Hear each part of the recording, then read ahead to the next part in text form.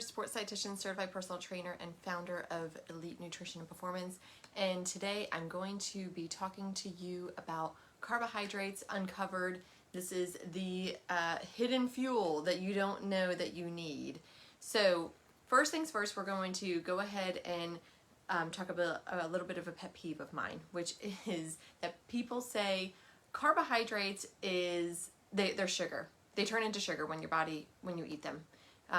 And the fact of the matter is carbohydrates just already are sugar. They don't turn into sugar when they get into your body. They are sugar already.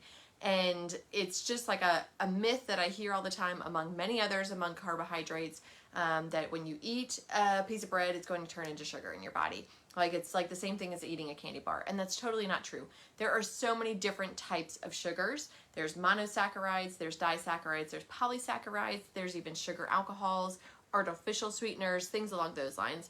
So all of those are going to be slightly different, and we're going to get into that just a little bit as to like what the difference is and why you need those things in your body.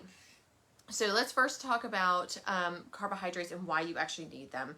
So let me actually just back up a second so make sure that everybody's on the same page. Carbohydrates is your primary source of energy. That is the first thing that your body's going to run off of when it needs fuel or it needs energy.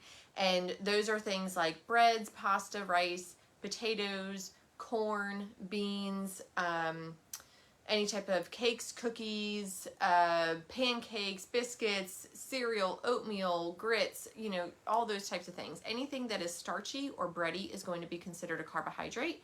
However, fruit is also going to be considered a carbohydrate as well.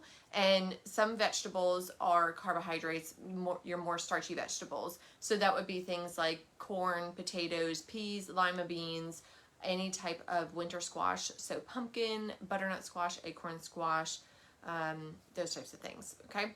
So I'm not talking about, zucchini or broccoli or cauliflower, although those do contain some carbohydrates, is a very small amount, so not really counting those there.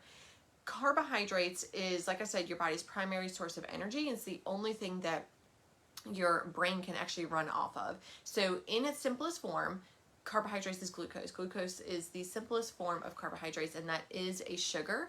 But like I said, carbohydrates are sugar. The scientific name for carbohydrates is sugar. And so glucose is the only thing that your brain can run off of. And so if you are not getting enough carbohydrates, we probably all know the feeling where you have a lot of brain fog, you can't think straight, you're probably hangry, you're moody, you're just angry, you don't want to talk to anybody, and you just need something. You need some substance in your body. That is when you know that you are low on carbohydrates. You may also feel like a 3 p.m. energy slump when you're low on carbohydrates, or it could be that you have actually eaten too many carbohydrates, and that can cause a similar feeling. But when you're low on carbohydrates, you just basically feel very low on energy, your brain can't think straight, you have that brain fog, that type of thing.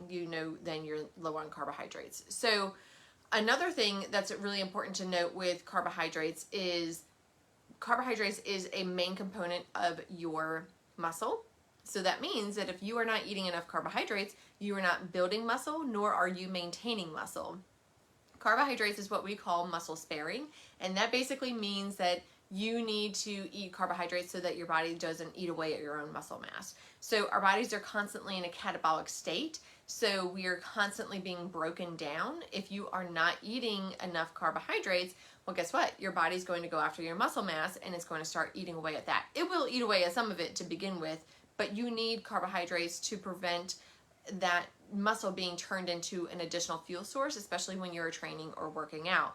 So there are different types of sugars, like I mentioned. There's monosaccharides, disaccharides, polysaccharides, oligosaccharides, and all of those are going to be needed at different times during the day. I know that probably sounds very complicated, and it doesn't need to be that complicated. Basically, what you need to know is you're going to need to eat more carbohydrates when it is in the morning, and it's also around your workout. So before, during, or after a training session, you're going to need more carbohydrates. Other times of the day where your activity levels are not quite as high, you don't need as many carbohydrates. So what that means for you is you want to focus on complex carbohydrates all times of the day except for before, during, and after your training session. So what I mean by complex carbohydrates is anything that is going to be higher in fiber. So you really want to be having higher fiber foods like oatmeal, beans, peas, lima beans, pumpkin, butternut squash, brown rice, whole wheat pasta, those types of things around, or not around your workouts. Any other time of the day, you want to be eating those whole grains. And then when it's around your workouts, you don't want much of those because you're going to be having a lot of fiber in those foods. And fiber actually slows down the digestion of your food and makes you feel fuller longer. And fiber is actually an indigestible substance. Your body doesn't actually digest it or get any calories or any energy from it. It's just going to be kind of like bulk in your system. But it's slowing down the digestion of your food. So if you're eating a high fiber meal before or after a training session, well, guess what? You're not going to be getting a lot of energy out of your food for your training session, and it's actually going to make it harder for you to recover after your training session. So you don't want a lot of whole grains before or after your training session. That is where you want sugar. And people think, oh my gosh, sugar is so bad. But that's not always the case. There is a time and place for it. So sugar is a quick digesting carbohydrate, and that's where you want it around your training session. You want a quick hit of energy before your training session, and you also want quick digesting carbohydrates after your training session so that you can get it back into your liver and your muscles to be stored as glycogen so that you can recover well for your next training session. So I'm not saying go out and eat a Snickers candy bar, before and after your training session, but what I am saying is let's not focus on having a bowl of oatmeal. Let's focus more on fruits, which are quick digesting, having things like honey or maple syrup, which are our sugars. Those are quick digesting. You could have even some dairy. Lactose is not a super slow digesting food. It doesn't have fiber in it. And so a great example for a pre-workout snack would be yogurt, Greek yogurt with some berries on top and a little bit of granola. And then after a training session, you could have a smoothie, so maybe some more Greek yogurt, or you could do a protein powder, you could do a little bit of peanut butter, you can throw banana in there, blend it all up, and now you have a quick digesting smoothie that has lots of carbohydrates but also has some protein in it as well. Another option would be to have white bread. I know I said it, white bread before or after your training session as a sandwich. You could have a turkey sandwich, you could have a peanut butter and jelly sandwich, something along those lines, or even a wrap with some deli meat rolled up. You could have that before or after a training session as well. You just want anything that is not going to be a whole grain before or after a training session, or during a training session is the same deal. You don't want a lot of fiber or those complex carbohydrates during a training session. So this would be something like you could do, some people like gels or goos. I personally don't like them. It's a personal preference, but that is a quick source of energy, quick source of carbohydrates that would be just a quick source of energy to your bloodstream. Another thing would be to cut up, I used to do this actually, a Cliff Bar. I used to cut it up in little pieces and I would eat that on my run.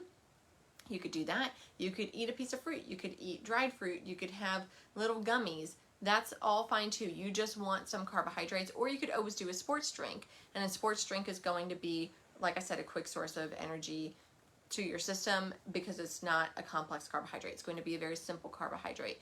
And here's just a little fun fact. In Gatorade specifically, in most sports drinks at this point, they actually have different types of sugars in there because your body has different receptors. Some receptors are going to absorb those sugars very quickly, and some are going to be more slow. So if you were to have a sports drink, yes, it does have a lot of sugar in there, but it is going to be absorbed at different rates. So some are going to be quick and some are going to be slow. So you have kind of this steady supply of carbohydrates throughout your training session. Plus you're getting fluid and you're getting electrolytes.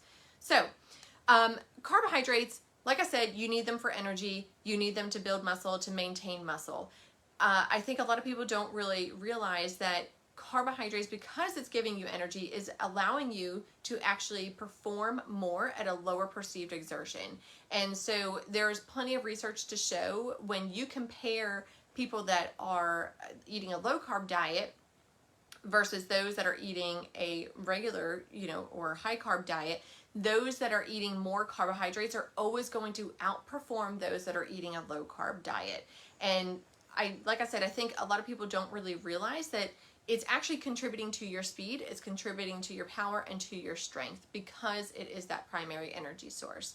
So, bottom line here is eat carbohydrates when you wake up, eat more carbohydrates when you wake up, eat around your training sessions. So you're going to eat more carbs before, during, and after your training session. You want quick digesting carbohydrates around your training session, but the rest of the time of the day, it's going to be more whole grains. And the amount that you need is going to be very specific to you. So this is going to be where you're going to want to work with a sports dietitian like myself to help you figure out a good plan as far as how much you need to be taking in over the course of the day and then around your training sessions. So, like I said, if you can focus on the types, the right types, and have them evenly spread throughout the day, but you can always taper later on if you don't have a lot going on later in the day. That is perfectly fine.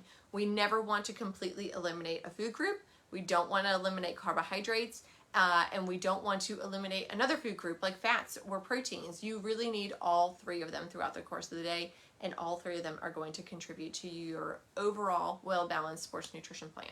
So, thank you for watching this video. Please, please like and share this video. If you have girlfriends that you think would be this would be beneficial for them, please invite them to this Facebook group, and I would love to have them on, and I will see you next week for our next Facebook Live. Have a great rest of the day.